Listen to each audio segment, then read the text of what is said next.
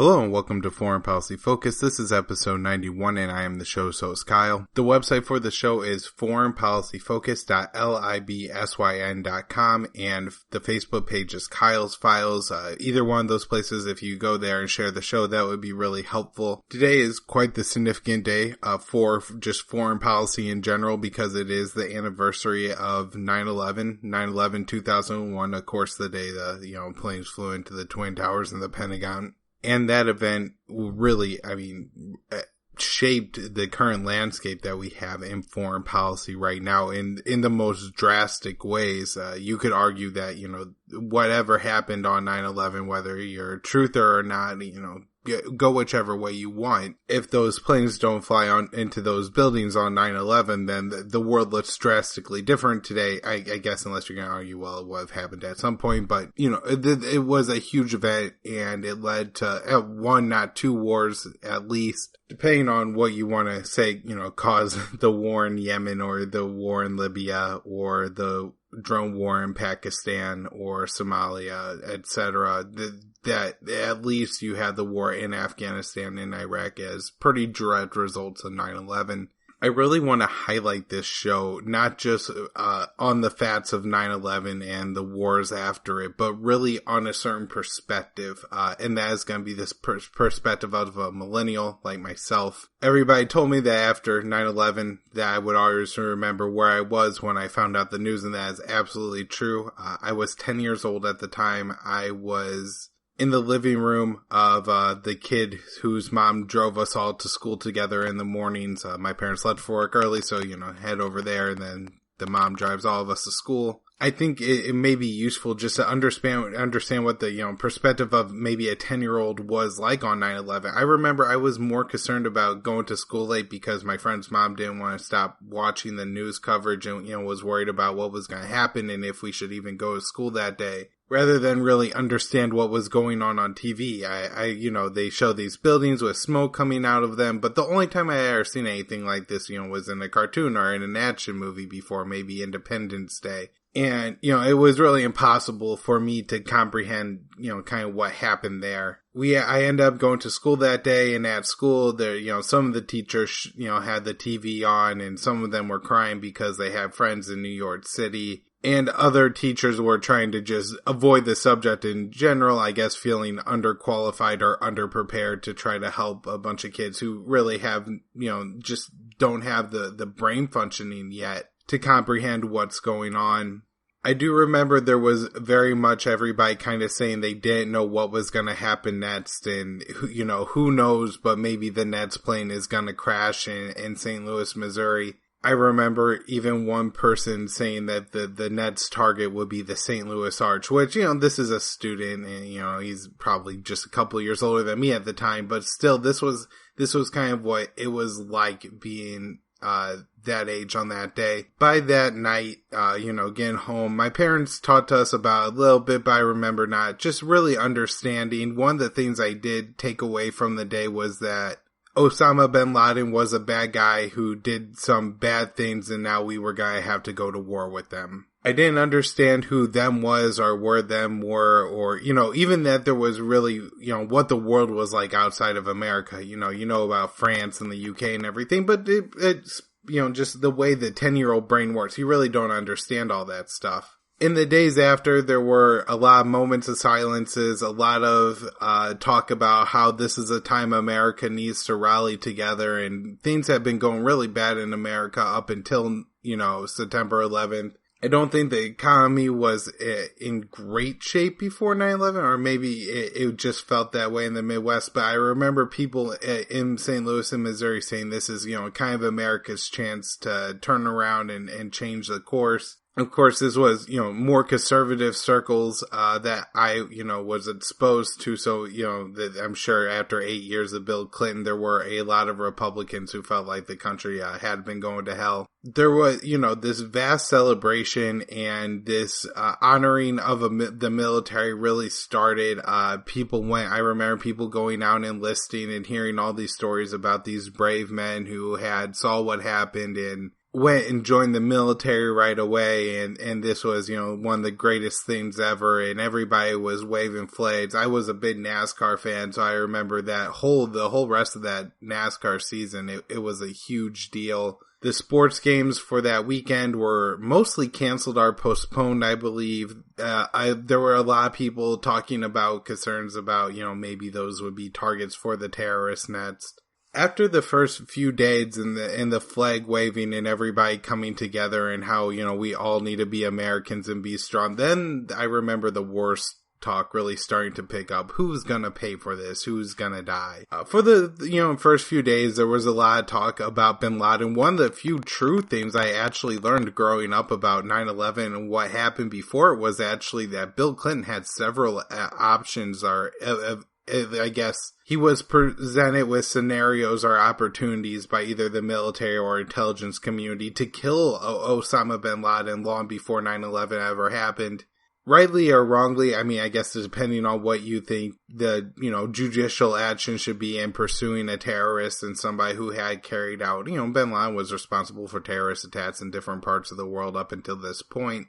I know he was either guilty of or associated with somebody who was guilty of organizing the 93, I believe, attack on the World Trade Centers, the failed bombing. And so especially one of the things I remember, my family listened to Sean Hannity, and I always, Sean Hannity was very much against Bill Clinton and said, Bill Clinton allowed this to happen. I'm sure there was other, Bill O'Reilly, like talking heads who said the same thing. So pretty quickly they find out that bin Laden is hiding out in the mountains of Afghanistan, and the narrative that I had always heard was that the Taliban said, we're protecting bin Laden. At the time, I obviously wasn't really able to understand what was going on being 10 years old, but everybody said that the United States need to go to war with the Al-Qaeda, Osama bin Laden, and then the people who are protecting him, who are the Taliban. I vaguely remember hearing, different news reports and stories about how the Taliban offered to negotiate with the United States in giving up bin Laden, but the sense was either,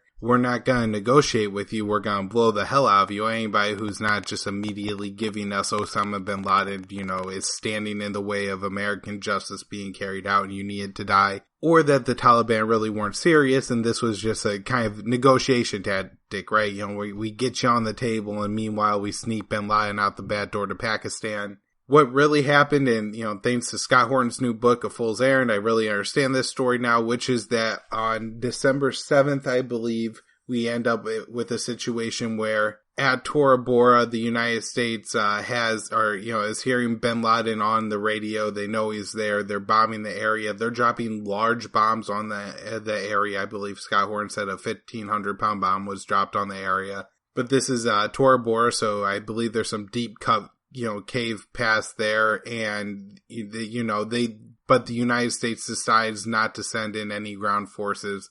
At the time, there's Marines and Rangers in Afghanistan, and I think they're pretty close to the area, so logistically, it was very possible for those guys to go over there and fight that, and I guess, the fighters are advocating, like you hear stories about Benghazi, the Marines were ready to go and were given the order to stand down.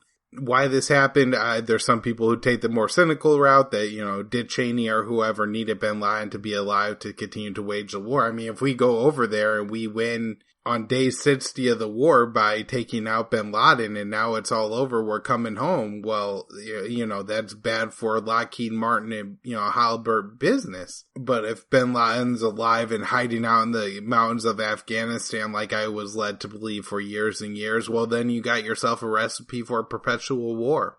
Or it could have been that it was just logistically actually impossible to send the Rangers in and, they calculated that so many 100 men would have died in order to kill bin Laden and the numbers just weren't worth it. And, when you're a general or somebody or Bill Clinton, you got to make these calculations and, sometimes you make the wrong choice, sometimes you make the right choice. Who's really to say? Either way, George Bush, not Bill Clinton. Either way, we're left with a situation where bin Laden escapes.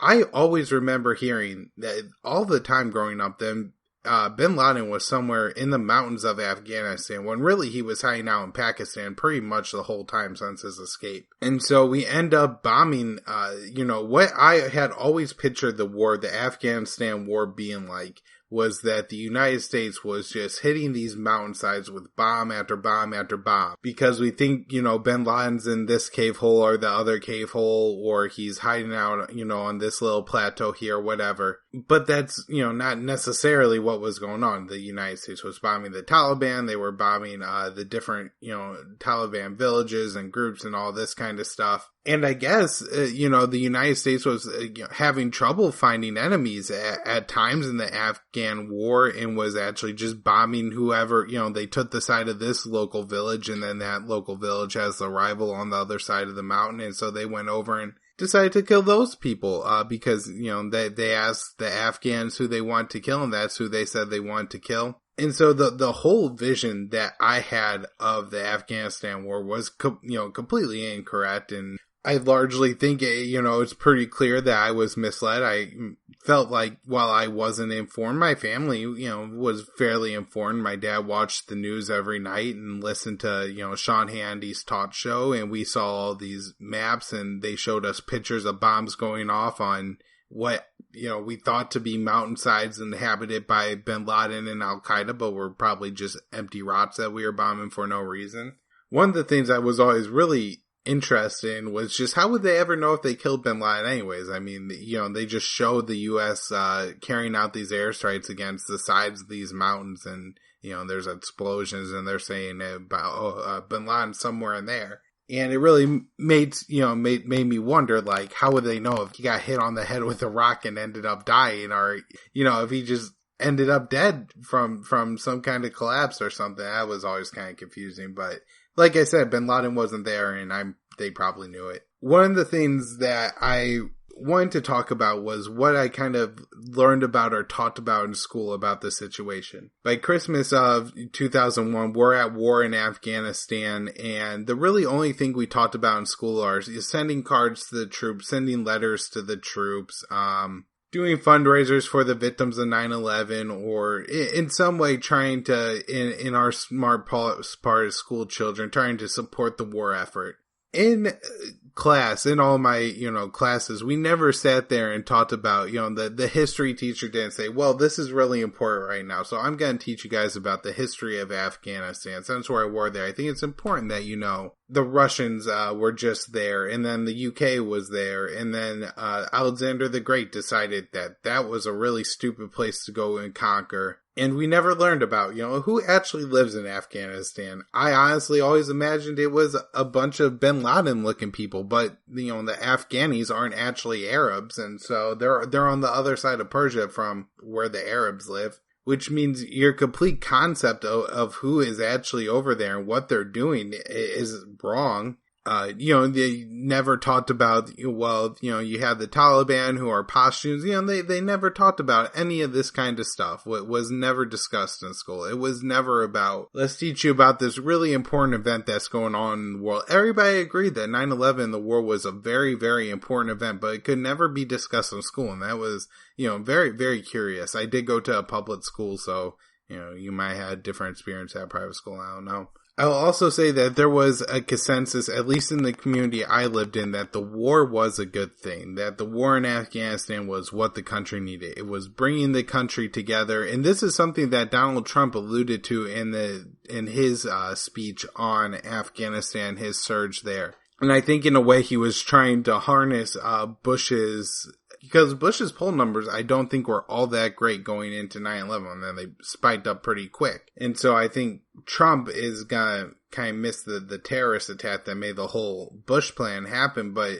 there was definitely a sense that war is what the country needed, that we are sending young men over there and they were gonna get tough and come back better. I remember hearing a lot about the myth that the World War II brought the United States out of the Great Depression and that this would get the economy going again. That is, of course, a myth, and I will address it on some episode. I think I've talked about it in the past, but maybe I'll have somebody on the show who's a lot better at economics than I am and explain the whole thing. as the war in Afghanistan, I don't want to say starts to get old because it sounds really terrible, but being that age, being, 10, 11, 12 years old now, the Afghanistan war, I think starts to get boring. They're just, apparently bombing these mountains, and bin Laden's in one of them, and eventually we're going to hit the cave days, and there's, other stuff going on. They're fighting against the Taliban, and they're winning there for the most part. But, the focus of the country at this time is still on Osama bin Laden because the 9/11, the new World Trade Center hadn't been built already. And, 9/11 is still fresh in everybody's mind, and everybody still has flags everywhere. Also in this time, there's constant reminders of how dangerous the world is now. I remember the Super Bowl after the 9/11 was a possible target for the terrorist attack. Christmas and Thanksgiving were times that there was more likely to be a terrorist attack. One day it was a green or a yellow threat level, and then it's a orange, then it's a red.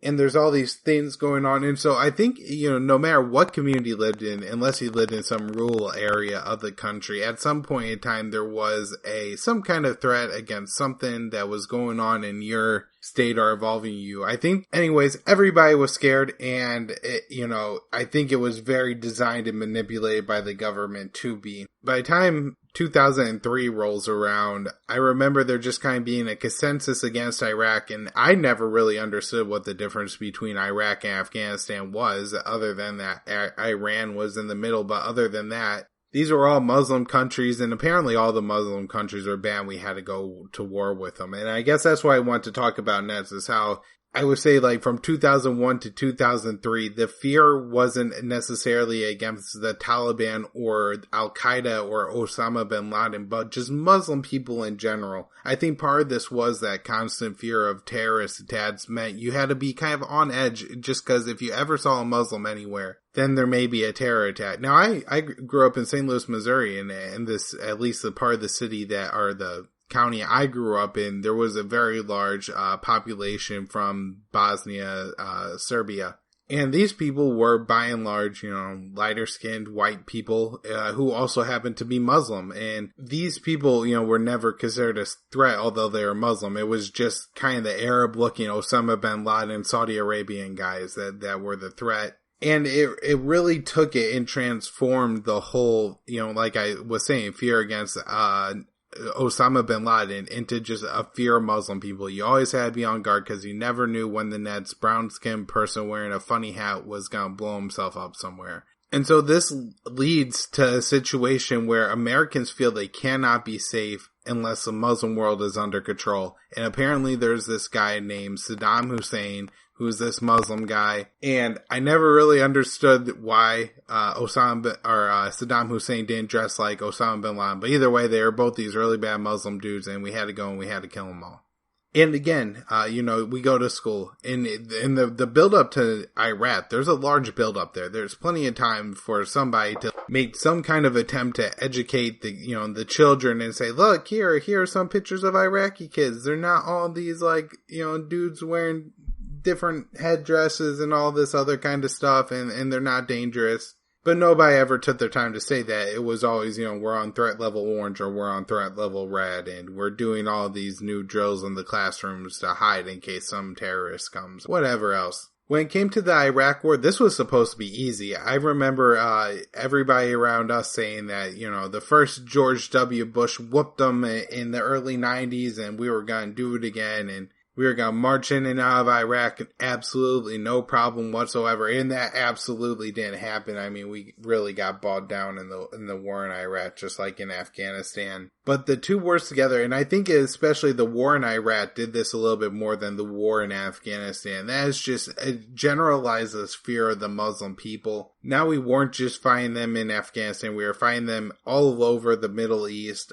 There were, I think, a lot more like IED explosions and suicide bombings in the Iraqi civil war that ensued than in the Afghanistan one, at least ones that caused young Americans to be killed. And so, in Iraq all the time there's all these explosions. Of course they're blamed on Iran, and so now we have another Muslim country that we need to be afraid of. they really tried to expand this all the way into the Israel-Palestine conflict, and you know, you kind of grow up believing that the Israelis are good white people and the Palestinians are bad Muslims.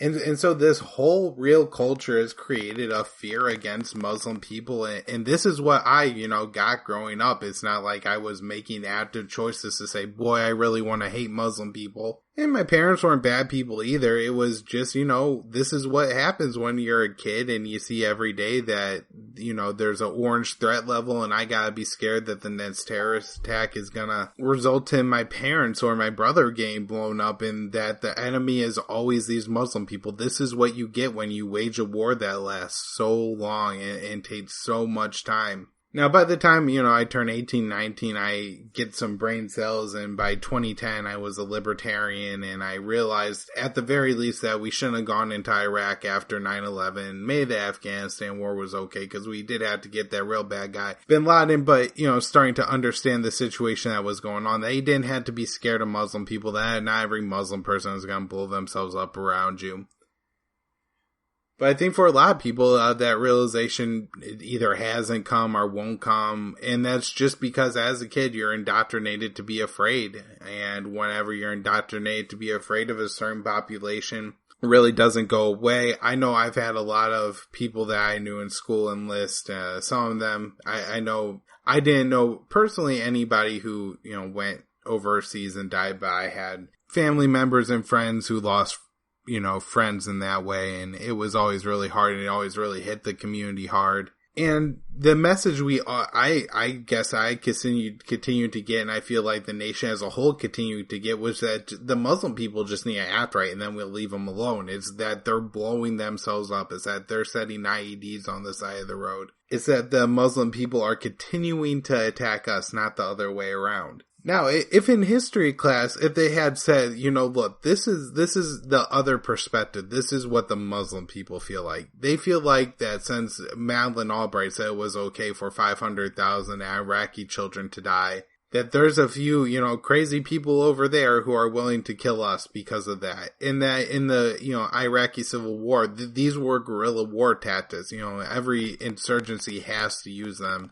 or else, you know, they're not going to be very effective because they have low numbers, they have low weapons, they're fighting against an empire. That's a situation that creates suicide bombers and people placing IEDs and mines everywhere, because they have simply no other way to win the war, to, you know, do what they feel like is defending themselves. I'm not trying to be an apologist in any way for the terrorists. Obviously, what Saddam Hussein and the rest of the 9/11 hijackers did was absolutely reprehensible. Just because your civilian population is being inflicted with the death toll doesn't give you the moral justification to do that to another civilian population. One of the things you just have to calculate is that if you're killing civilians, one in every, so, you know, even so many million people is a complete nut job. And some of those nut jobs are going to grant themselves the moral authority to do to you what you're doing to them. And so if you want to continue to have an empire, if you want to continue to wage this war, one of the things that you're going to have come back on you is that you're going to radicalize some really bad people to do some really bad things. So in the very simplest terms, what that really means is just, it is important for us to remember that if we are going to kill civilians overseas,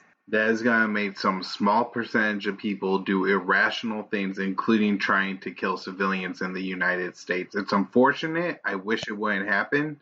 But it's just one of those things that's going to happen. It's a consequence of the action. And so if you feel like imperialism and empire building is so important that, yeah, well, if, you know, 3,000 Americans had to die here and 50 had to die there, well, that's just something you're willing to accept, then that's something you're willing to accept. But if you're not willing to accept those deaths, then you can't have the empire. Switching gears a little bit and just talking about why this continues to happen. And I think this is really could be seen in just the way the media reports things. I read an article on CNN. It really wasn't even an article. It was just, you know, kind of a press release news update style thing, like 4 paragraphs long. And it says that the SDF have announced an operation to retake Deir ez-Zor city from ISIS. The article talks about the, SDF and they're fighting Raqqa, and then mentions that ISIS has been losing a lot of ground lately. Two things the article absolutely leaves out is ISIS has been losing a lot of ground lately to the Syrian Arab Army. The SDF is fighting and the YPG are fighting against ISIS in Raqqa, no doubt. They're making some gains, but by and large, that's been a very slow moving campaign. And the Syrian Arab Army and the Assad government have really taken a lot of area from ISIS in the Deir ez-Zor province in that area. Now, the other thing that CNN doesn't mention is that the Syrian Arab Army is already fighting ISIS in Deir ez-Zor city. It has driven ISIS, I guess, they've created a corridor into their area, the city that they've always held, and now are kicking ISIS out around the outskirts of the town. Apparently, Russia dropped a big old bomb over there and killed some ISIS commanders and probably a whole lot of civilians.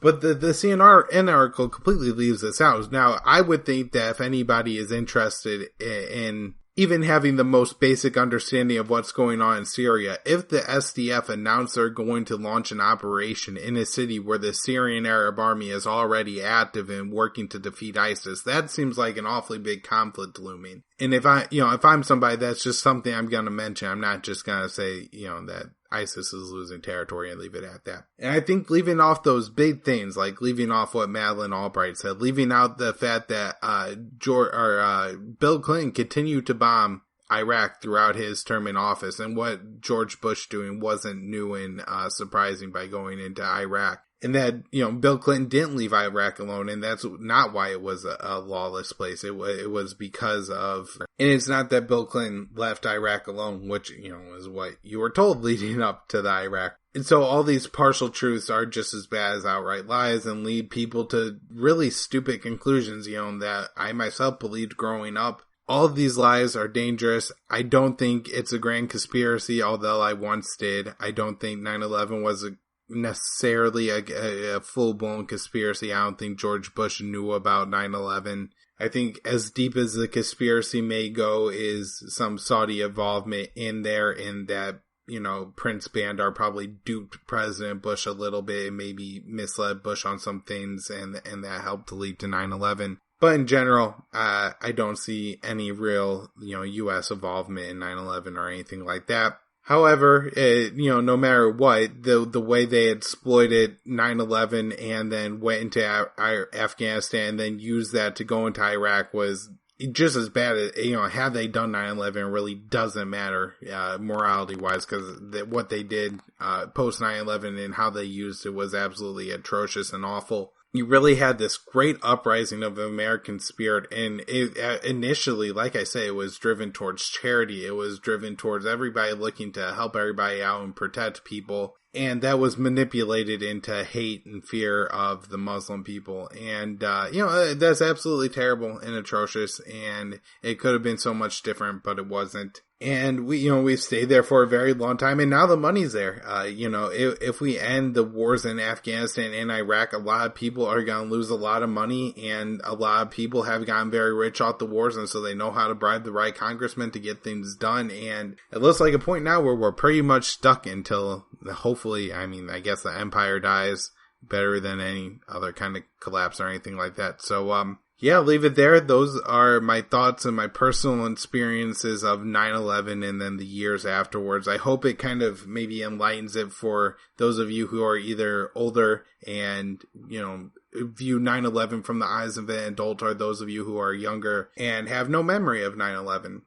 My opinions and take on the world have definitely grown and changed since then. What I felt like I was led to believe and kind of indoctrinated with growing up, but I don't think a lot of people have made those realizations yet, and hopefully one day they will. So if you think this is something that you could benefit from, or maybe a millennial friend of yours could benefit from, or just anybody, please share the show. Foreign Policy Focus.libsyn.com or Kyle's Files on Facebook. My personal website is kylesfilesblog.com. I'm always blogging at thelibertarianinstitute.org, and I'm on Twitter at KYAAALE.